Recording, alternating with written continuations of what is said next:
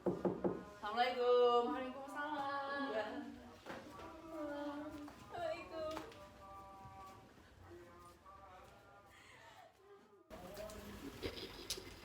Assalamualaikum teman-teman. Waalaikumsalam warahmatullahi wabarakatuh. Teman-teman gimana nih kabarnya? Alhamdulillah baik. Alhamdulillah. Sehat. Teman-teman tahu nggak sih kita berkumpul pada hari ini mau ngapain? Konseling kelompok. Iya, konseling kelompok. Konseling kelompok. Nah, teman-teman, hari ini kan kita akan sama-sama untuk berdiskusi dalam sebuah forum konseling kelompok. Nah, sebelum kita memulai konseling kelompok pada sore hari ini, alangkah lebih baiknya kita berdoa terlebih dahulu. Siapa nih teman-teman yang mau memimpin doa? Saya. Aha, oke Mas Tanas, tolong dipimpin ya doanya. Siap. Sebelum kita mulai konseling kelompok pada sore hari ini, kita doa dulu. Berdoa dipersilahkan.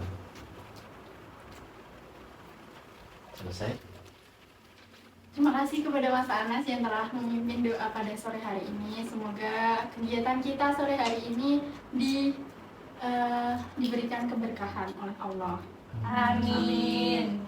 Nah, sebelum kita memulai konseling kelompok pada sore hari ini, saya akan menjelaskan tujuan dari konseling kita kali ini. Nah, tujuannya yaitu kita agar kalian itu mampu untuk menunjukkan serta mengidentifikasi jenis-jenis emosi apa sih yang sedang kita rasakan. Lalu yang kedua yaitu agar kita mampu untuk membedakan dan menjelaskan jenis-jenis emosi yang kita rasakan. Kemudian yang ketiga, agar kita mampu untuk menggambarkan emosi apa yang sedang kita rasakan. Nah, yang terakhir adalah agar kita mampu untuk mengukur seberapa emosi yang kita rasakan, gitu teman-teman. Nah, pada konseling kelompok kita ini, kita akan menyepakati bahwa konseling ini akan diadakan 3 kali pertemuan dengan sekali pertemuan itu dengan durasi 40 menit, teman-teman. Gitu. Setuju ya semuanya ya? Setuju. Oke, siap. Nah, teman-teman nanti kita santai aja ya, kita sharing-sharing santai. Teman-teman bisa menyampaikan pendapatnya mengenai film yang nanti akan saya putarkan gitu. Nah, harapannya konseling kelompok ini cukup sampai di kita aja, jangan disebarluaskan karena konseling itu bersifat rahasia gitu ya teman-teman. Oke? Oke. Teman-teman boleh kok sambil makan, kita santai aja ya Siap. sharingnya. Nah, Ya. teman-teman, sebelum kita memulainya, alangkah lebih baiknya kita mengakrabkan diri terlebih dahulu dengan saling mengenal. Teman-teman di sini udah pada kenal satu sama lain? Sudah. Sudah. Oke. Kalau gitu kita biar lebih kenal lagi, kita main ice breaking dulu ya, biar dingin gitu. Ya. Biar dingin. Nah, ice breaking kita kali ini akan menyebutkan nama kita sendiri dan nama orang yang berada di sebelah kiri kita atau di depan kita gitu ya. Jadi nanti konsentrasi dimulai. Natasha, Bella,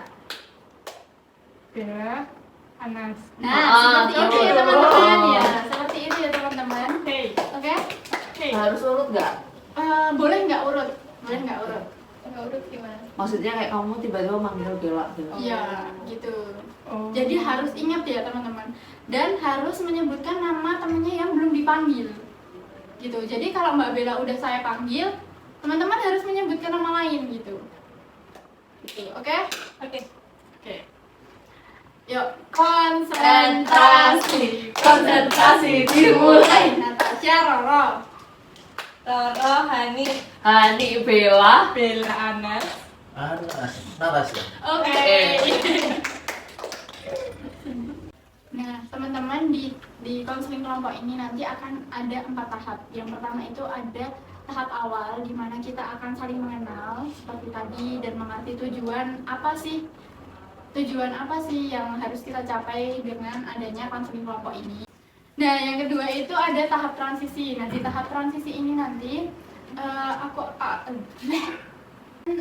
di tahap kedua ini nanti ada tahap transisi. Di tahap transisi ini nanti saya akan mengingatkan kembali mengenai kesepakatan-kesepakatan kita yang telah dibuat tadi, gitu.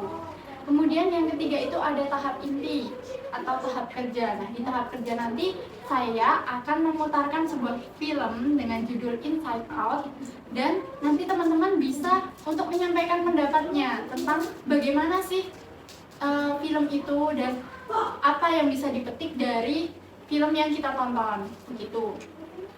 Kemudian yang terakhir adalah tahap penutup, begitu ya teman-teman? Ya. Oke, terima kasih. Nah, perlu diingat kembali bahwa konseling kelompok ini nanti hanya sampai di kita saja ya, dirahasiakan, begitu ya teman-teman? Siap. Oke. Hai teman-teman, gimana nih perasaannya pada malam hari ini, pada sore hari ini?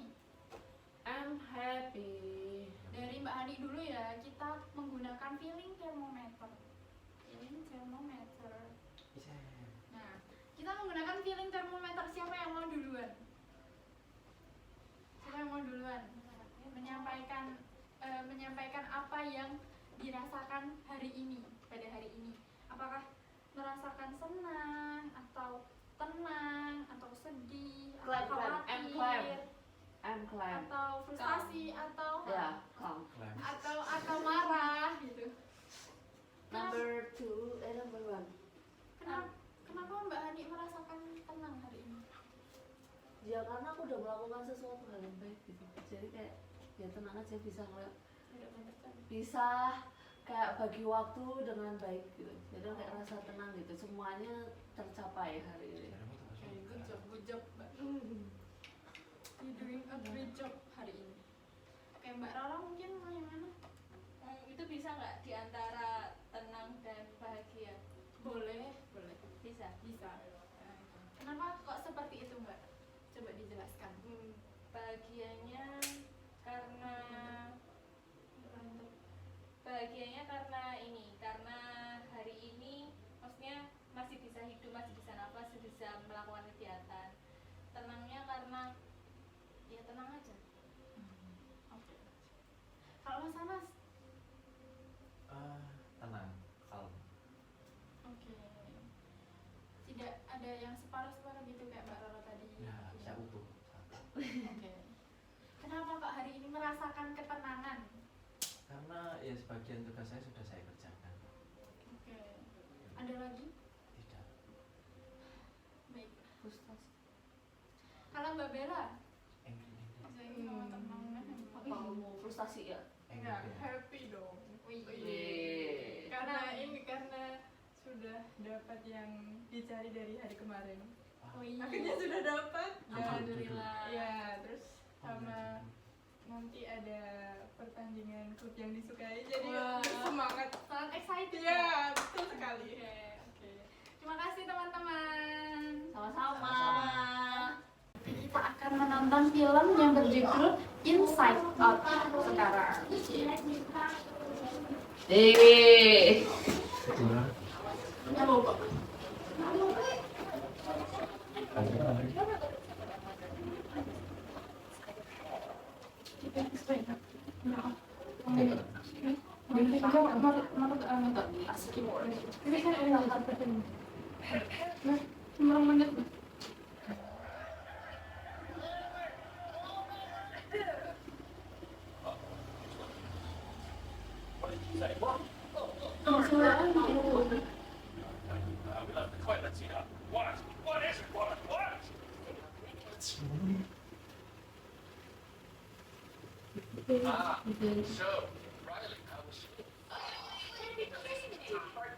We gave up that Brazilian helicopter pilot.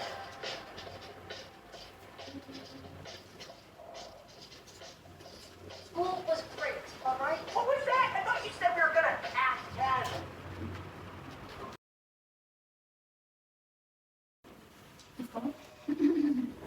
Nah teman-teman, itu tadi adalah film Inside Out.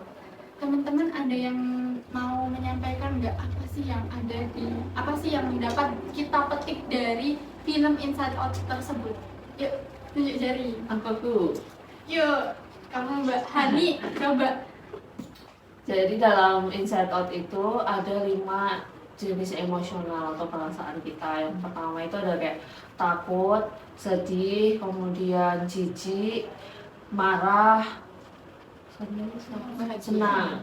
Nah, emosi ini tuh emang harus dimiliki kita semua dan kita tuh harus bisa mengendalikan ini di saat momen yang tepat, intinya kayak gitu. Tapi bisa juga emosi ini akan berantakan saat waktu-waktu tertentu, ini akan hilang berantakan. Bisa dalam bersamaan tuh dia dalam satu waktu itu bisa merasakan kelima perasaan ini. Jadi kita tuh emang harus pintar dalam mengendalikan emosi ini agar kita juga nggak terlalu biar terbuka lah dengan yang lain. Oke, berarti di dalam tubuh manusia itu ada setidaknya 5 emosi yang harus kita sadari gitu ya Mbak? Iya. Jadi ada apa aja teman-teman? Ada bahagia, Takut, takut, marah, jijik, sedih. Nah, semua itu harus kita terima begitu ya Mbak? Iya. Nah teman-teman ada yang mau menyampaikan pendapat lain atau menambahkan dari pendapatnya Mbak Hani? Ya teman-teman, apakah ada yang ingin menyanggah atau menambahi apa yang telah disampaikan Mbak Hani? Atau teman-teman ada pengalaman yang mirip-mirip nih dengan yang Rayli alami gitu? Mungkin Mbak Bella mungkin? Ya mungkin kayak kalau misal kita pas waktu kelima emosi itu barengan, maksudnya kayak kita nggak bisa mengakui salah satunya kan tadi kayak jadi nggak jelas emosi kita. Nah itu maksudnya kalau gimana biar ini kita tuh bisa nerima, atau latihannya kita tuh gimana biar bisa mengakui kalau kita tuh lagi di salah satu emosinya gitu. Nah kalau kadang-kadang kalau nggak sadar tuh kayak ya itu tadi jadi nggak jelas, jadi berantakan. Nah, Mbak Bella tadi kan ketika kita tidak bisa mengakui salah satu perasaan kita, itu adalah sebuah proses kita. Jadi nggak apa-apa kalau kita sesekali nggak bisa mengakui apa yang kita rasakan. Tetapi kalau dipendam terus-menerus kan diibaratkan seperti akuarium. Nah, emosi kita itu diibaratkan seperti lumpur yang kita isi setiap hari ke dalam sebuah akuarium. Ketika kita memendam terus kan akuarium yang kita punya itu akan meluap ya lama-lama. Nah, semakin lama akan semakin pecah. Lalu gimana sih caranya kita agar kita tidak menumpuk emosi kita, agar kita mengakui emosi kita itu seperti apa? Bagaimana sih caranya kita memvalidasi emosi kita itu?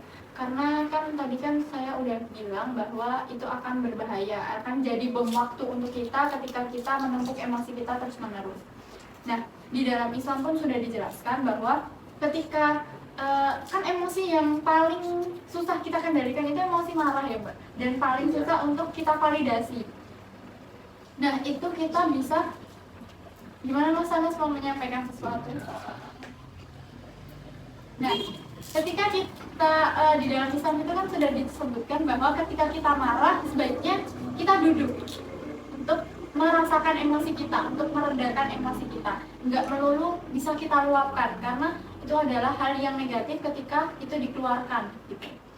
Nah, yang kedua, ketika kita duduk tapi kita masih marah-marah, kita bisa berbaring sampai emosi itu mereda. Nah, itu berlaku untuk semua jenis emosi, baik itu marah, jijik, terus bahagia, terus takut, dan sedih.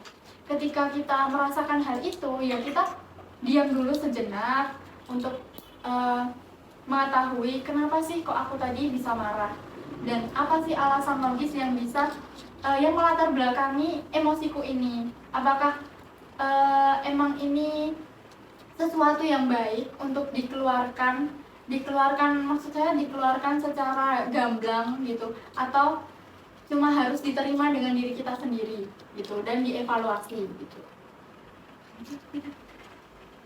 Nah, teman-teman juga bisa menyediakan waktu teman-teman untuk merasakan emosi yang teman-teman rasakan.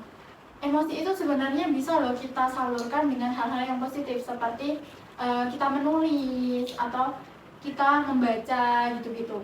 Nah, ada salah satu jenis terapi yang mengharuskan kita itu untuk menulis jurnal. Untuk apa sih? Untuk meluapkan emosi kita itu ke hal-hal yang lebih positif daripada ketika kita marah, kita sedih, kita bahagia, tapi kita meluapkannya secara berlebihan, dan itu bisa kita akali dengan menulis gitu teman-teman. Nah, selain Mbak Bella tadi yang merasakan hal seperti itu, teman-teman yang lain adakah yang terkadang nggak bisa nih mengendalikan emosi apa sih yang sering kali kita denial gitu? Sedihkah, marahkah, atau takutkah? Sedih. Kenapa sih Mbak? Apa Mbak Roro itu biasanya sedih itu karena apa? Banyak. Coba diceritakan. Oh, contoh Udah accept Dulu general. secara general biasa nih. Biasanya. Bicara tentang apa? Oh, pernah kucingku mati. Oh, kucingnya mati. Mm-mm. Iya. Oh iya, kucingku mati. Oh iya. Ya, kucingnya mati. Terus abis itu Mbak Roro apa sih yang Mbak Roro rasakan ketika itu? Sedih. Terus Mbak Roro meluapkannya seperti apa? Nangis. Terus jadi bad mood seharian. Nah, kan itu kan nggak itu berhari-hari atau sehari itu. Oh, sehari itu. Nah, gimana sih cara Mbak Roro untuk bangkit atau untuk mengembalikan mood Mbak Roro itu kembali seperti semula, atau dengan bermain dengan kucing yang lain atau gimana gitu? Bermain dengan kucing yang lain. Karena kebetulan saya tidak hanya punya satu kucing. Oke, berarti di satu hari itu Mbak Roro emang benar-benar meluangkan waktunya untuk bersedih. Iya. Itu ya Mbak berarti. Oke. Hari-hari selanjutnya apakah masih keinget, lalu apakah masih bad mood kembali atau gimana? Bad moodnya tuh karena ini kucingku kan matinya di pet shop, maksudnya di klinik. Iya. Terus kayak ngerasa kecewa aja gitu sama kliniknya karena nggak bisa ngasih yang terbaik. Maksudnya sampai kucingnya mati gitu. Oke, berarti cara Mbak Roro itu dengan mengalihkan ke kucing lain gitu kok. Terus memvalidasi emosinya dulu seharian itu dengan bad moodnya tadi. Oke, terima kasih Mbak Roro. Mas Anas, apakah ada pengalaman yang seperti itu? Kalau Mas Anas sendiri, apakah ada perasaan-perasaan seperti itu? Mungkin marah, karena saya bingung harus mengekspresikan marah seperti apa. Kalau saya luapkan ke seseorang, saya takut kita menjadi musuhan. Kalau saya ekspresikan dengan melempar barang, yo itu beli juga, sayang. Itu. Kalau mau diekspresikan dengan cara main, kok ya boros nanti. Serba salah ya Mas? Iya, jadinya serba ya? salah. Itu marah itu, ya Allah. Biasanya rata-rata Mas Anas itu marah itu karena apa sih? Latar belakangnya apa? Karena ingat nih, teman tuh nggak paham-paham. Apakah seringnya seperti itu? Apakah itu bisa diatasi? Bisa. Dengan berteman dengan yang kecepatan 5G Gitu. gitu. Nah, kan tadi Mas Anas bingung tuh mau meluapkan amarah itu seperti apa. Mau melempar barang kok sayang, terus mau jajan kok boros gitu kan ya. Terus berarti Mas Anas cuma diem gitu kalau marah? Ya diam terus main HP kan cuma gitu. Apakah itu akan kayak di hari-hari selanjutnya apakah Mas Anas masih marah atau gimana? Tidak. Soalnya kan nggak diluapkan kan ke temennya. Oh enggak. Kebetulan saya pemaaf juga. Iya. Nah, kenapa Mas Anas itu nggak menyampaikan ke temennya, disampaikan secara baik-baik gitu? Apa temennya itu nggak bisa dikasih penjelasan atau gimana? Mungkin gini ya. Kalau seperti itu kita nggak tahu kan teman sifat aslinya seperti apa. Takutnya kalau dijelaskan secara gamblang langsung dia nggak nerima. Terus malah dia yang musuhi saya. Oh gitu. Berarti Mas Anas itu terbiasa diam ketika marah. Ya. Apakah itu boleh? Sebenarnya itu nggak boleh ya Mbak, nggak sehat. Seperti yang saya katakan tadi bahwa kita itu nggak boleh menumpuk emosi kita karena itu nanti akan menjadi bom waktu, dan ketika itu meledak itu akan campur aduk kayak yang Reli rasakan tadi. Reli kan tadi memendam terus kan, dia diajak pindah oleh ibunya, terus dia pendam padahal dia sedih karena berpisah dengan sahabatnya, terus dengan klub hokinya, Ya, tapi dia pendam. Ya. Begitu. Nah, akhirnya itu menjadi bom waktu sendiri untuk Reli, dan akhirnya emosinya tidak terkontrol gitu. Jadi teman-teman diharapkan bisa sedikit-sedikit untuk memvalidasi emosi apapun yang sedang kita rasakan, baik itu emosi yang positif maupun emosi yang negatif, agar ketika nantinya bom waktu itu akan meledak, itu tidak akan berpengaruh parah kepada diri kita gitu. Ya kan itu harus serius. Iki lho marah emosi ini iki lho. Oh ya, I'm just sorry. Oh, ini gini. Sampaikan aja Mas. Saya kadang menyampaikan lewat kata-kata kasar. Dia duluan loh ngatain. Nah, gitu.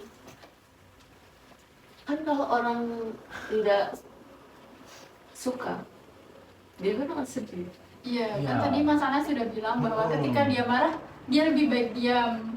Tapi ternyata tidak ya teman-teman ya. Ternyata saya bilang kasar gitu. Sudah dijelaskan bahwa ketika kita marah, sebaiknya kita duduk untuk merasakan emosi kita, untuk meredakan emosi kita. Nggak melulu bisa kita luapkan, karena itu adalah hal yang negatif ketika itu dikeluarkan gitu. Nah, yang kedua, ketika kita duduk tapi kita masih marah-marah, kita bisa berbaring sampai emosi itu mereda. Jika kita merasakan hal itu, ya kita diam dulu sejenak untuk mengetahui kenapa sih kok aku tadi bisa marah, dan apa sih alasan logis yang bisa yang melatar belakangi emosiku ini. Teman-teman, terima kasih sekali karena teman-teman sudah meluangkan waktunya hari ini untuk ikut konseling kelompok ini. Karena ini durasinya sudah hampir habis, maka konseling kelompoknya kita lanjutkan ke minggu selanjutnya ya teman-teman, ke sesi selanjutnya. Baik. Baik. Nah, berarti apa sih yang dapat kita simpulkan dari diskusi kita tadi? Kita harus memvalidasi emosi yang kita rasakan. Oke. Nggak boleh numpuk emosi. Kenapa Mbak kok nggak boleh numpuk emosi? Nanti nggak jadi bom waktu. Oke. Itu nanti akan berbahaya bagi kita sendiri, diri kita sendiri, gitu ya teman-teman. Ya. Terima kasih karena sudah kooperatif dalam mengikuti konseling kelompok pada hari ini. Wassalamualaikum warahmatullahi wabarakatuh teman-teman. Waalaikumsalam warahmatullahi